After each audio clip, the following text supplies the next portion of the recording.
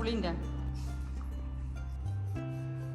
Hello അസ്സാം വലൈക്കും, welcome back. അപ്പോൾ ഇന്നത്തെ വീഡിയോ എന്ന് പറയുന്നത് നമ്മൾ ഈവനിങ് ടു നൈറ്റ് റൊട്ടീനാണ്. അപ്പോൾ ഇന്നത്തെ വീഡിയോയിൽ ഒരു സ്പെഷ്യൽ റൈസിൻ്റെയും ചിക്കൻ്റെയും റെസിപ്പി കൂടെ ഇൻക്ലൂഡ് ചെയ്തിട്ടുണ്ട്. അപ്പോൾ നമ്മൾ വീഡിയോ മുഴുവനായിട്ട് കാണാൻ ശ്രമിക്കുക.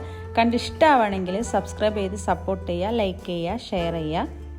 അപ്പോൾ ഈവനിങ് കിച്ചണിൽ കയറുന്നതിന് തൊട്ട് മുമ്പായിട്ട് ഞാൻ ചിക്കൻ കൊണ്ടുവന്ന് വെള്ളത്തിലിട്ടിട്ട്, കാരണം വെച്ചാൽ ഫ്രീസറിൽ നല്ല ഐസായിട്ടിരിക്കണം. അപ്പോൾ നമുക്ക് കുക്കിംഗ് സ്റ്റാർട്ട് ചെയ്യണമെങ്കിൽ മാരിനേറ്റ് ചെയ്ത് വെക്കണമെങ്കിലൊക്കെ ചിക്കൻ ഇത്തിരി നേരത്തെ തന്നെ വെള്ളത്തിലിടണം. അപ്പോൾ നമ്മൾ ഈവനിങ് ചായ കുടിക്കുന്ന നേരം എന്ന് പറയുന്നത് ഒരു 6 മണി 6:30 നേരത്തായിട്ട് നമ്മളിവിടെ ചായ കുടിക്കുക. അപ്പോൾ ആ നേരമായപ്പോഴേക്കും ഇന്ന് ഫവൽക്ക വന്നിട്ടുണ്ടായിരുന്നു. അപ്പോൾ ഞങ്ങൾക്ക് രണ്ടാൾക്കും കൂടിയിട്ട് ഞാൻ പാൽ ചായ ഉണ്ടാക്കുകയാണ്.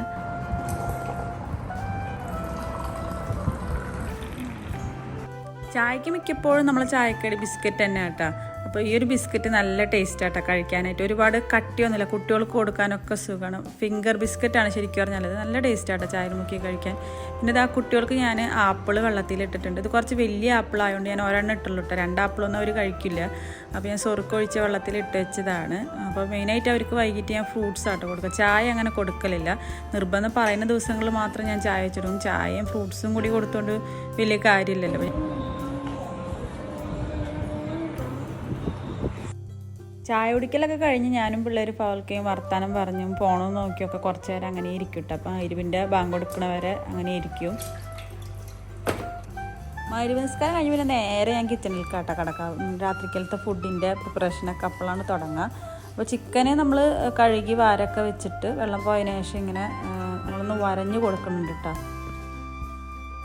നാട്ടിലുള്ള ചിക്കനേലും നമ്മൾ ഇവിടെ നിന്ന് വാങ്ങണ 650 ഗ്രാം ചിക്കനൊക്കെ ഉണ്ടല്ലോ, അതൊക്കെ കുറച്ചും കൂടെ ടേസ്റ്റ് ആട്ടോ. നമ്മളിങ്ങനെ ഗ്രിൽ ചെയ്യുമ്പോഴും അതൊക്കെ ടേസ്റ്റ് കൂടുതൽ ഇവിടുത്തെ ചിക്കനാണെന്ന് എനിക്ക് തോന്നിയിട്ടുണ്ട്. അപ്പോൾ നമ്മളെ റെസിപ്പിയിലേക്ക് പെപ്പർ പൗഡർ ആവശ്യമുണ്ട് കേട്ടോ. അപ്പം ഞാൻ പൊതുവേ പെപ്പർ പൗഡർ റെഡിമെയ്ഡ് വാങ്ങലില്ല. ഇങ്ങനെ പെപ്പർ ഹോളായിട്ട് വാങ്ങിയിട്ട് അത് പൊടിച്ച് വയ്ക്കലാണ് പതിവ്. കാരണം പെപ്പർ പൗഡർ മുഴുവനായിട്ട് വാങ്ങുമ്പോൾ ഭയങ്കരമായിട്ട് നൈസായിട്ടുള്ള പൊടിയാട്ടോ കിട്ടുന്നത്. നമ്മൾ ജസ്റ്റ് ക്രഷ് ചെയ്ത പൊടിയിട്ടല്ലോ, അത് കുറച്ചും കൂടെ ഫ്ലേവർ കൂടുതലായിരിക്കും. അപ്പോൾ അതുകൊണ്ട് ഞാൻ പൊടിച്ച് വയ്ക്കലാണ്. അപ്പോൾ കുറച്ചധികം കുരുമുളക് എടുത്തിട്ട് ഞാൻ പൊടിച്ച് വയ്ക്കാം കേട്ടോ. ഇനി അടുത്തതായിട്ട് നമ്മൾ ഉപ്പും കുരുമുളകും പരട്ടിയിട്ട് കുറച്ച് നേരം നമ്മൾ ചിക്കൻ ഒന്ന് വെക്കണം. ഒരു അരമണിക്കൂർ 15 മിനിറ്റെങ്കിലും വെക്കണം. ഇനി നമ്മളെ ഗ്രില്ല് ചിക്കനിലേക്കുള്ള സ്പെഷ്യൽ മസാല തയ്യാറാക്കണം. അതിലേക്ക് ഞാൻ കുറച്ച് വെളുത്തുള്ളി, ഇത് എത്ര വെളുത്തുള്ളിയായിട്ട് ഞാൻ എടുത്തിരിക്കണം. ഒരു 1.5 ടേബിൾ സ്പൂണ് നമ്മുടെ പുളിയുടെ പേസ്റ്റ്, അത് കട്ടിയിൽ നമ്മൾ പുളി ഞരടിയിട്ട് എടുത്താൽ മതി. കുറച്ച് നേരം വെള്ളത്തിലിട്ട് വെച്ചിട്ട് ഒരു 1.5 ടേബിൾ സ്പൂൺ അങ്ങോട്ട് എടുത്താൽ മതി. പിന്നെ നമ്മൾ ലെമണിൻ്റെ ഒരു അര പോർഷൻ ഉണ്ടല്ലോ, അത് മുഴുവനും നീരെടുക്കണം. ചെറിയ നാരങ്ങ വെക്കണമെങ്കിൽ ഒരു നാരങ്ങയുടെ മുഴുവനും നീരെടുക്കുക. ഇതിപ്പോൾ അത്യാവശ്യം വലുപ്പമുള്ള ഒരു നാരങ്ങ ആയതുകൊണ്ട് ഞാൻ പകുതി നാരങ്ങയുടെ നീര് മാത്രമേ എടുക്കണുള്ളൂ കേട്ടോ. ഇനി നമുക്കിതിലേക്ക് കുറച്ച് മുളക് പൊടിയാണ് ഇട്ട് കൊടുക്കേണ്ടത്. ഒരു 1-2 ടീസ്പൂൺ ഇട്ട് കൊടുത്താൽ മതി. ഇത് ടീസ്പൂണാണ് കേട്ടോ, ഒരു 5 ml സ്പൂണാണിത്. അപ്പോൾ അതുകൊണ്ടൊരു 2 സ്പൂണ് മുളക് പൊടിയാണ് ഞാൻ ഇട്ട് കൊടുത്തിരിക്കുന്നത്. അതേ സ്പൂൺ തന്നെ 2 സ്പൂണ് നമുക്ക് പാപ്രിക്ക പൗഡർ കൂടെ ഇട്ട് കൊടുക്കാം കേട്ടോ. പാപ്രിക്ക പൗഡർ ഇതൊരു അറബിക് ഗ്രിൽഡ് ചിക്കനാണ് കേട്ടോ. അതുകൊണ്ട് പാപ്രിക്ക പൗഡർ ഇതിലൊരു പ്രത്യേക ഫ്ലേവർ നൽകും. ഞങ്ങൾ പൊതുവേ രാത്രി കുക്ക് ചെയ്യുന്ന ടൈമിൽ പിള്ളേരും ഫവൽക്കൊക്കെ കിച്ചണിൽ ഉണ്ടാവും കേട്ടോ. എല്ലാവരും കൂടെ ഒരുമിച്ച് നിന്നിട്ടുള്ള കഥയൊക്കെ പറഞ്ഞ് ചിരിച്ച് കളിച്ചിട്ടൊക്കെ ഞങ്ങൾ രാത്രിക്കലത്തെ ഫുഡ് എപ്പോഴും ഉണ്ടാക്കാം കേട്ടോ. അപ്പോൾ കുട്ടികളെ വക തമാശകളും പറയും, ഞങ്ങളെ വക അങ്ങനെയൊക്കെ ആയിട്ട് നല്ല രസമാണ് കേട്ടോ. അപ്പോൾ നമ്മൾ ആ മസാലയ്ക്ക് ആവശ്യമായ ഉപ്പ് ഇട്ട് കൊടുക്കുക. പിന്നെ അതിലേക്ക് 3 ടേബിൾ സ്പൂണ് ഓയിൽ ആവശ്യമുണ്ട് കേട്ടോ. അപ്പോൾ ഉപ്പിടുമ്പോൾ പ്രത്യേകം ശ്രദ്ധിക്കുക. ഉപ്പ് നമ്മൾ ഓൾറെഡി ഇട്ട് കഴിഞ്ഞതാണ്, അപ്പോൾ നോക്കിയിട്ടിടുക. ഇനി കുറച്ച് വെള്ളം കൂടി ഒഴിച്ചിട്ട് നമ്മൾ ആ മസാല ഒന്ന് ഗ്രൈൻഡ് ചെയ്തെടുക്കാം കേട്ടോ. ഈ ഒരു കൺസിസ്റ്റൻസിലാണ് കേട്ടോ നമ്മൾ മസാല ഉണ്ടാവേണ്ടത്. അപ്പോൾ അതിനാവശ്യമായ വെള്ളം ഒഴിച്ചിട്ട് വേണം നമ്മൾ മസാല അടിക്കാനായിട്ട്. ഇനി നമ്മൾ മസാല ചിക്കൻ എല്ലാ ഭാഗത്തും ആവത്തക്ക വിധം നല്ലോണം പരട്ടി കൊടുക്കുക കേട്ടോ. ബ്രഷ് ഉണ്ടെങ്കിൽ ബ്രഷ് ഉപയോഗിച്ചിട്ടാകുമ്പോൾ എന്താ പറയുക, വരഞ്ഞ ഭാഗത്തേക്കൊക്കെ നല്ലോണം മസാല ഇറങ്ങിച്ചിട്ടുണ്ട്. അപ്പോൾ അതുകൊണ്ട് ഞാൻ ബ്രഷ് കൈ കൊണ്ടായാലും കുഴപ്പമൊന്നുമില്ല കേട്ടോ.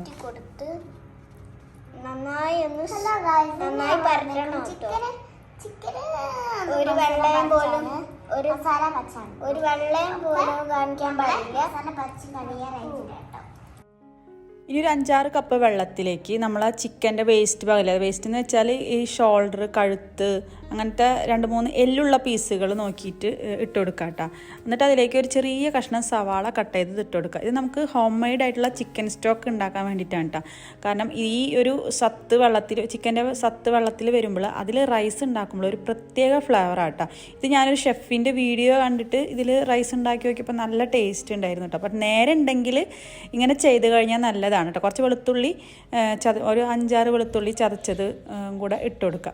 എന്നിട്ടൊന്ന് ചൂടായി വരുമ്പോൾ അതിലേക്ക് ഒരു കറുവപ്പട്ട ഇല, 1-2 കറുവപ്പട്ട ഇലയും കുറച്ച് കുരുമുളക് മുഴുവനായിട്ടുള്ളതും, പിന്നെ നമ്മളെ കയ്യിൽ തൈമിൻ്റെ ഇല ഉണ്ടെങ്കിൽ അതും ഉണ്ടെങ്കിൽ ഇട്ട് കൊടുത്ത് നല്ല കേട്ടോ. എൻ്റെ കയ്യിലില്ല, അതില്ലെങ്കിലും അത് കുഴപ്പമൊന്നുമില്ല കേട്ടോ. ചിക്കൻ്റെ ഒരു സ്റ്റോക്ക് കിട്ടാൻ വേണ്ടിയിട്ടാണ് നമ്മൾ മെയിനായിട്ട് ഇത് ചെയ്യുന്നത്. ഇതിലേക്ക് ആവശ്യമായ ഉപ്പും കൂടെ ഇട്ടിട്ട് 1 മണിക്കൂറെങ്കിലും തിളപ്പിക്കാട്ടെ. ഞാൻ 1 മണിക്കൂർ തിളപ്പിച്ചിട്ടുണ്ട്. ഒരു 35-45 മിനിറ്റ് എന്തായാലും തിളപ്പിക്കുന്നുണ്ട്. കാരണം വെച്ചാൽ ചിക്കൻ എത്രത്തോളം തിളപ്പിക്കണോ അത്രത്തോളം അതിൻ്റെ സ്റ്റോക്ക് ആ വെള്ളത്തിന് കിട്ടും, അതായത് അതിൻ്റെ സത്ത് ആ വെള്ളത്തിൽ കിട്ടും. ഇനി നമ്മൾ കായം പരട്ടി വെച്ച ചിക്കന് ഫ്രൈ ആക്കി എടുക്കലാണ്. അതായത് 50% നമ്മൾ ഈ ഗ്രിൽ പാനിൽ വെച്ച് ഫ്രൈ ആക്കണം കേട്ടോ. നമ്മൾ ഓയിലോ ബട്ടറോ ജസ്റ്റ് ഒന്ന് പാനിൽ സ്പ്രെഡ് ചെയ്യാൻ മാത്രം പാടുള്ളൂ, ഒരുപാട് ഒഴിക്കരുത് കേട്ടോ. എന്നിട്ട് നമ്മൾ ഇങ്ങനെ ഒന്ന് ഇടയ്ക്കിടയ്ക്കൊന്ന് പ്രസ് ചെയ്ത് കൊടുത്തിട്ട് തിരിച്ചും മറിച്ചിട്ടിട്ട് ഫ്രൈ ആക്കി എടുക്കുകയാണ് വേണ്ടത്.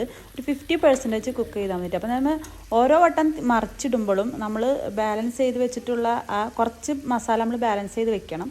എന്നിട്ട് അത് ഇടയ്ക്കിടയ്ക്കൊന്നിങ്ങനെ ബ്രഷ് ചെയ്ത് കൊടുക്കുക. 50% നമ്മൾ ഈ ഗ്രിൽ പാനിലും 50% നമ്മൾ ഓവണിലാണ് കേട്ടോ ഈ ചിക്കൻ കുക്ക് ചെയ്യുന്നത്. മുഴുവനായിട്ട് വേണമെങ്കിൽ നമുക്ക് ഓവണിലായാലും അല്ലെങ്കിൽ ഗ്രിൽ പാനിൽ, ഓവണില്ലാത്തൊരു ഗ്രിൽ പാനിലായാലും ചെയ്യാം കേട്ടോ, ഒരു കുഴപ്പമില്ല. അത് തിരിച്ചു മറിച്ചിട്ടിട്ട് വേവിച്ചെടുക്കണം എന്നുള്ളൂ.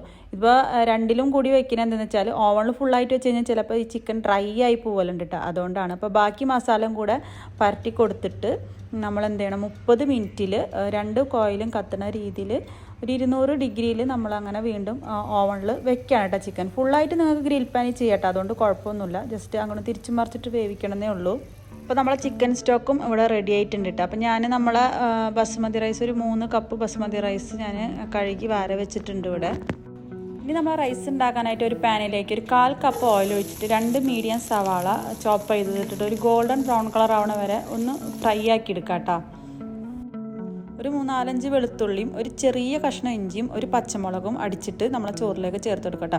ഇഞ്ചിയുടെ വലുപ്പം ഇതിൽ കൂടുതലുണ്ട് കേട്ടോ. ഇഞ്ചിയുടെ കുത്ത് റൈസിൽ കൂടി കഴിഞ്ഞാൽ ടേസ്റ്റ് മാറും. പിന്നെ പച്ചമുളക് നിങ്ങൾ എരിവിനനുസരിച്ച് എടുത്ത് കൊടുക്കുക. ഞാൻ കുട്ടികളൊക്കെ ഉള്ളതുകൊണ്ട് ഒരൊറ്റ പച്ചമുളക് എടുത്തിട്ടുള്ളൂ. നിങ്ങൾക്ക് 2-3 പച്ചമുളക് ഇട്ടാലും ചോറിന് കുറച്ചുകൂടി എരിവ് കിട്ടുന്നുള്ളൂ. നിങ്ങൾ ആവശ്യത്തിനുള്ള എരിവ് ചേർക്കുക.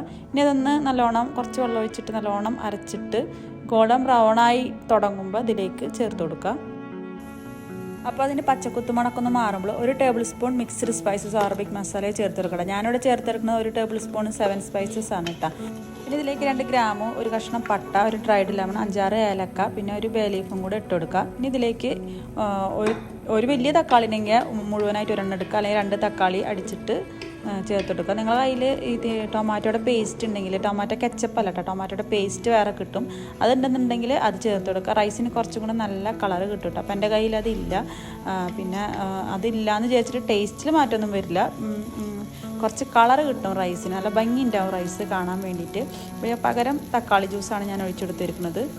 ഇനി റൈസിലേക്ക് ആവശ്യമായ ഉപ്പ് ചേർത്തെടുക്കുക. ഉപ്പ് ചേർത്തെടുക്കുമ്പോൾ നമ്മൾ നേരത്തെ ചിക്കൻ സ്റ്റോക്ക് ഉണ്ടാക്കി വെച്ചാൽ ഉപ്പ് ഇട്ടിട്ടുണ്ട്, അപ്പോൾ അത് നോക്കിയിട്ട് വേണം ഉപ്പ് ഇടാനായിട്ടിട്ടാ. അപ്പോൾ അരി ഒന്ന് ഹൈ ഫ്ലെയിമിൽ ഇട്ടൊന്ന് റോസ്റ്റ് ചെയ്തെടുക്കുന്നുണ്ട്. അതിന് ശേഷം നമ്മൾ തിളപ്പിച്ച് വെച്ചിരിക്കുന്ന ആ ചിക്കൻ സ്റ്റോക്ക് ഉണ്ടല്ലോ, അതായത് 1 കപ്പിന് 1.5 കപ്പ് എന്ന അളവിൽ ഞാൻ 3 കപ്പ് റൈസാണല്ലോ എടുത്തിരിക്കുന്നത്. അപ്പോൾ 4.5 കപ്പ് വെള്ളമാണ് കേട്ടോ ഒഴിച്ചെടുത്തിരിക്കുന്നത്. അപ്പോൾ അതൊന്ന് മിക്സ് ചെയ്തിട്ട് ഉപ്പൊക്കെ ഉണ്ടോ ഒന്ന് ചെക്ക് ചെയ്ത് നോക്കാം. ചിക്കൻ സ്റ്റോക്ക് ഉണ്ടാകാൻ യൂസ് ചെയ്ത ചിക്കൻ്റെ ആ പീസൊക്കെ നമുക്ക് ഇതിലേക്ക് ഇട്ട് കൊടുക്കാം. അത് വെറുതെ കളയണ്ടല്ലോ, അപ്പോൾ ചിക്കനിൽ ഒന്നും കൂടെ ഫ്ലേവർ കൂടുതലേ ഉള്ളൂ, അപ്പോൾ അതങ്ങോട്ട് ഇട്ട് കൊടുക്കാം.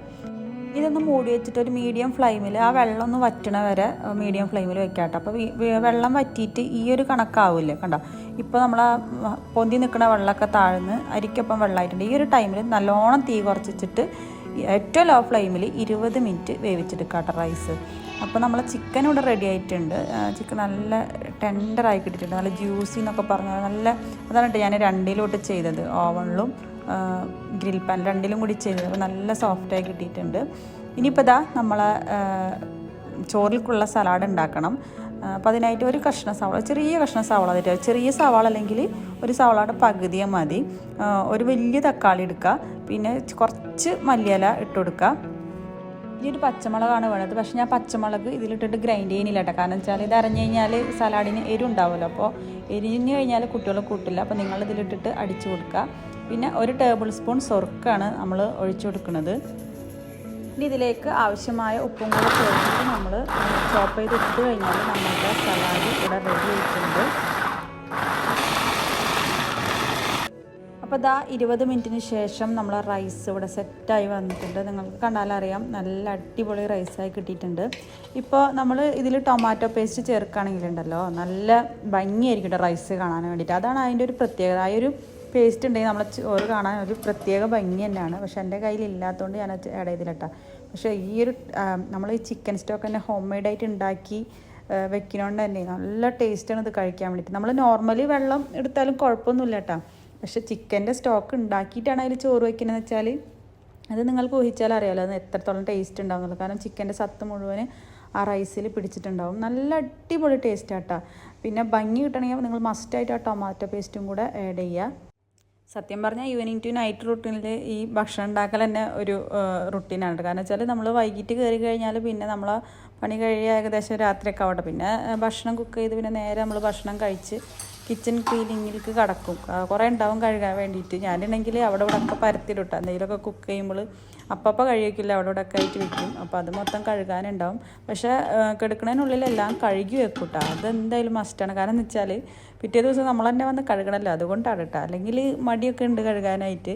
പിറ്റേ ദിവസം രാവിലെ എണീച്ച് വരുമ്പോൾ ഈ കിച്ചണിലേക്ക് പാത്രം കഴുകാണ്ട് കയറി കഴിഞ്ഞാൽ നമുക്ക് അത് ഇരട്ടിപ്പണിയുള്ള പോലെ തോന്നും. അപ്പോൾ അതുകൊണ്ട് തന്നെ കിടക്കുമ്പോൾ എന്തായാലും കംപ്ലീറ്റ് കിച്ചൺ ക്ലീനിങ് കഴിഞ്ഞിട്ട് തന്നെ ഉറങ്ങാറുള്ളൂ. ഗ്യാസ് സ്റ്റവ് ആയാലും ഒക്കെ തുടച്ചിടും. അപ്പോൾ നമുക്ക് പിറ്റേ ദിവസം വരുമ്പോൾ ഒരു റിഫ്രഷ് മൈൻഡ് തന്നെയാണ്. അപ്പോൾ ഇത്രയൊക്കെയുള്ളൂ ഇന്നത്തെ വീഡിയോ. അപ്പോൾ നമ്മുടെ വീഡിയോ ഇഷ്ടമാവണമെങ്കിൽ നമ്മളെ ചാനലൊന്ന് സബ്സ്ക്രൈബ് ചെയ്ത് സപ്പോർട്ട് ചെയ്യുക. നിങ്ങളെ വാല്യുബിൾസ് ആയുള്ള കമൻറ്റൊക്കെ അറിയിക്കുക. Thank you for watching.